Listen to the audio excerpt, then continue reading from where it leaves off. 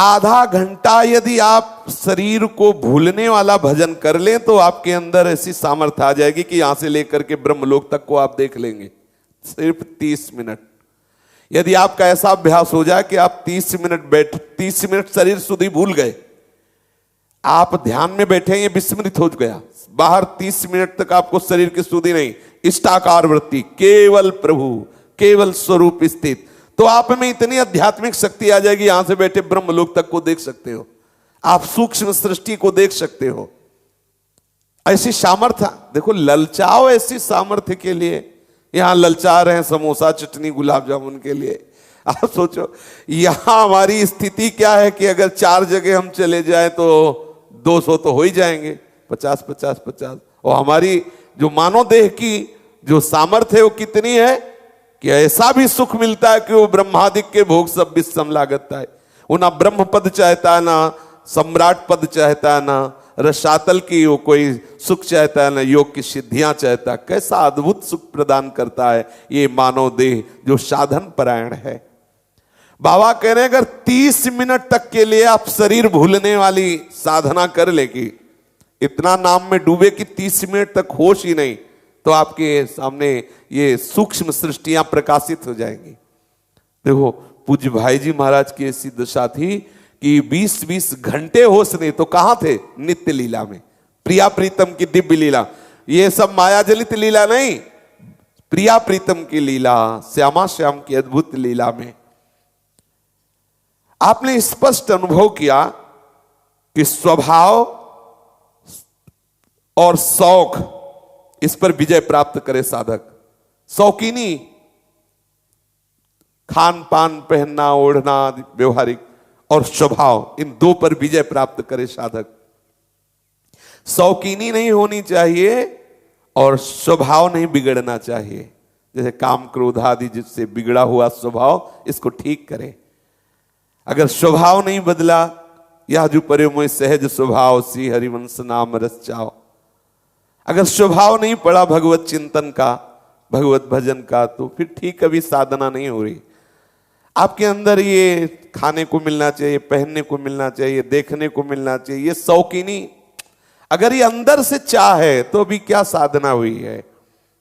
आपकी मुट्ठी में होना चाहिए ये बातें, सहजावस्था, कोई भी विषय महत्व न रखे आपके चित्त में, कोई भी विकार आपको हिला न सके, ऐसे होना चाहिए। बाबा कह रहे हैं अभ्यास, देखो नए शरीर वाले साधक को आसन का अभ्यास जरूर करना चाहिए। जो वृद्ध हैं, जिनका शरीर काम नहीं कर रहा, उनको विशेष दृष्टि नाम पर रखनी चाहिए, शरीर कैसे भी हो। लेकिन जो नवीन साधक हैं, उनको नाम जपते हुए, मंत्र जपते हुए सीधे बैठना, आसन पर बैठना। आपका जो स्वप्न दोष आदि, जो वीर संबंधी दोष, जो मन की चंचलता संबंधी दोष, ये सब शांत हो जाएंगे। आप शांत भाव से बैठना सीखें।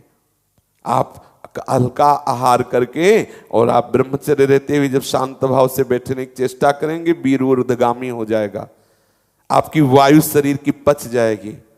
आसन में जितनी देर बैठे उसके 30 मिनट में कुछ खाए पिए नहीं, वायु बिगड़ जाएगी। गंभीरता पूर्वक आप साधन में लगे, कुछ ही दिनों में शरीर, आप 2-4 घंटे बैठना तो एक साधारण सी बात है, साधारण सी बात। महापुरुष जन 18-18 घंटे एक आसन पे बैठे, 18 घंटे एक आसन पे। देखो बाबा के लिए आया, कई वर्ष बाबा लेटे ही नहीं। अभ्यास है, आप जैसा अभ्यास कर लें। नौजवान साधक है, आसन में बैठे, बोले यहां दर्द करता है, यहां दर्द करता है, वायु है, थोड़ी देर बाद पच जाएगी, शून्याकार स्थिति आने लगेगी, आसन हो। और ये नहीं कि किसी संप्रदाय वाली बात हो, आसन में बैठना भजन करना है तो हर संप्रदाय के लिए। बोले हमारे संप्रदाय में नहीं, ऐसा तो हमने कहीं नहीं सुना। भगवत भजन करने के लिए संप्रदायवाद की आड़ मत लीजिए, चाहे सहचरी भाव के हो, चाहे सखा भाव के हो, सबकी बात भजन है। देखो प्रबोधानंद पाद सरस्वती जी जब परमानंद दास जी को मिले तो सुबह से शाम तक एक ही आसन में बैठे थे। वो निरंतर प्रिया प्रीतम की लीला चिंतन। श्री बिहारी देव जी 3 दिन 3 रात एक ही मुद्रा में थे, होश ही नहीं था। ये अब शरीर में हिलन डुलन चलन, और हमारा मन क्षुब्ध, प्राण क्षुब्ध, हमारा ब्रह्मचर्य, तो कैसे आगे बढ़े? नौजवान साधक जो है वो धैर्य पूर्वक आसनों पर बैठने का जरूर अभ्यास करे, इससे हमें बड़ी सहायता मिलेगी। पूज्य श्री बाबा जी के तप की प्रशंसा, भजन शैली की प्रशंसा, तो एक महात्मा को ईर्ष्या हुई, उन्होंने कहा हम कोई उड़िया बाबा से कम है क्या, और हम भी शुरू करते हैं। तो चंद्रायण व्रत शुरू किया, आसन पे बैठना शुरू किया। अभी 10-15 दिन हुए, फिर चिल्ला पड़े कि वो हमसे नहीं रहा जाएगा, उड़िया बाबा मार डाला हमको ऐसे करवा के। हाँ बोले हमसे ये सब नहीं हुआ होगा।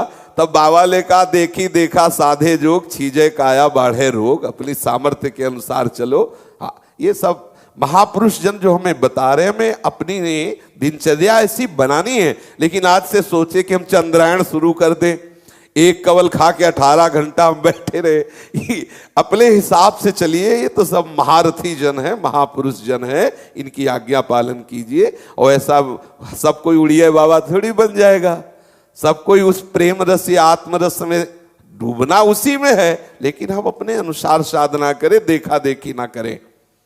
महाराज जी हर समय समाधि में लीन रहते, पलक गिराने की भी शुद्धि नहीं रहती, एक कौर मुख में रखना भी अच्छा नहीं लगता, एक सेकंड की भी बहिर्मुखता सहन नहीं होती। अब स्वभाव से खाना पीना, अन्न ग्रहण करना ये सब छूटता गया। स्वाभाविक हर समय अंतर्मुख, हर समय ध्याना आहार में तन्मय रहते। समाधि निष्ठा की चरम सीमा बाबा में जागृत हो रही थी। महापुरुषों ने करके दिखाया है। एक भक्त बाबा के पास गए और बोले बाबा मेरा अनुभव है कि जो आपके समीप रहेगा वो परम सुखी हो जाएगा। बाबा मुझे लगता है कि संसार में अगर किसी को सुख है तो आपको ही है। बाबा की मुद्दा। बाबा बोले हाँ ये मैं कह सकता हूं कि मैं बहुत सुखी हूं। बोले बाबा फिर हम कैसे इस सुख को प्राप्त करें? तो बोले मेरे पास आ जाओ, सुख प्राप्त कर लोगे। बोले बाबा मैं तो आपके पास ही बैठा हूं। बोले नहीं बेटा अभी तुम मेरे पास नहीं हो। बाबा ने कहा मेरे पास नहीं हो। तुम कहा बाबा हूं तो आपके पास ही। बोले नहीं मेरे पास नहीं हो। जब तुम मेरे पास आ जाओगे तो मेरे समान सुखी हो जाओगे।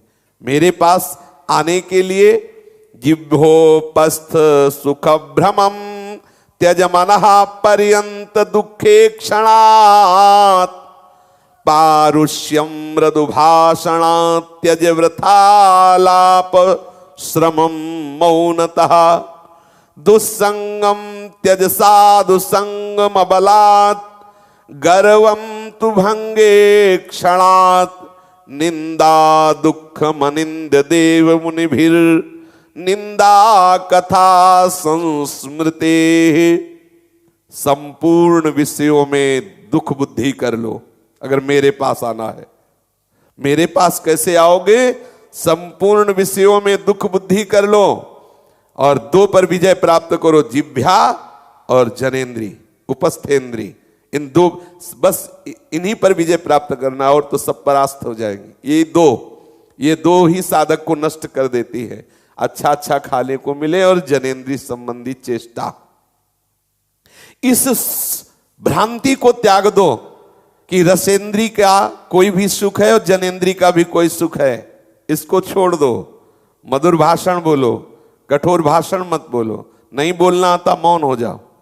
अगर आपको सत्य हितकर मृदु बोलना नहीं आता तो आप मौन हो जाइए। संत समागम के द्वारा कुसंग दुस्संग पर विजय प्राप्त कर लीजिए। कभी भी अपमान कोई भी कर सकता है, इसलिए अभिमान मत करिए।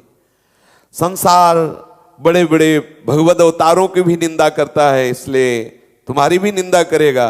पहले से निश्चय कर लीजिए कि मैं निंदा से क्षुभित नहीं होऊंगा तो तुम मेरे समीप आ जाओगे। यह है महापुरुषों के समीप पहुंचने का उपाय। किसी भी विषय को सुख बुद्धि से मत देखो। रसेंद्री और जनेन्द्री के भोगों को मत भोगो। कठोर भाषण झूठ बोलना त्याग दो। नहीं आता तो मौन हो जाओ। संत समागम के द्वारा कुसंग का त्याग कर दो। अपमान बड़े बड़ों का होता है, इसलिए अभिमान मत करो। तृण से नीचे बनो। और निंदा बड़े बड़ों की, भगवत अवतारों की भी लोग करते हैं, इसलिए स्तुति में मत फंसो। एक ना एक दिन तुम्हारी भी निंदा होगी। चुपचाप पहले से तैयार हो जाओ निंदा के दुख को सहने के लिए, तो तुम हमारे समीप पहुंच जाओगे। आपने सुनाया कि मैं जब कृष्णचंद्र की पाठशाला में पढ़ाता था तो वहां के विद्यार्थियों ने रसोइयों को इसलिए पीटा था कि वो खिचड़ी बना के नहीं दी थी। उसी समय हमने गांठ बांध ली थी कि जीवन में कभी जिभ्या का स्वाद नहीं लेंगे। ये जीवन में कभी जिभ्या, और जिसने जिभ्या के स्वाद को रोक लिया वो सबको वश में कर लेगा। रसेंद्री को अगर आपने अपने वश में नहीं किया तो जनेंद्री को वश में कर ही नहीं सकते, नहीं कर सकते। चाहे जितने आप आसन में बैठो, चाहे जो कुछ करो, रसेंद्री अगर यहां से डालना बंद नहीं करोगे ना तो फिर आगे कुछ नहीं। उचित सात्विक नीरस भोजन तो सरस चिंतन, अद्भुत अद्भुत चमत्कार आपके जीवन में आएंगे। लेकिन ये अच्छे अच्छे पदार्थ खाने की प्रवृत्ति छोड़ दीजिए। जब आप बिल्कुल अनुभव की बात है, एक दिन ये भंडारा पा के देखिए, बढ़िया गुलाब जामुन और ये सब, और एक दो दिन माधुकरी पा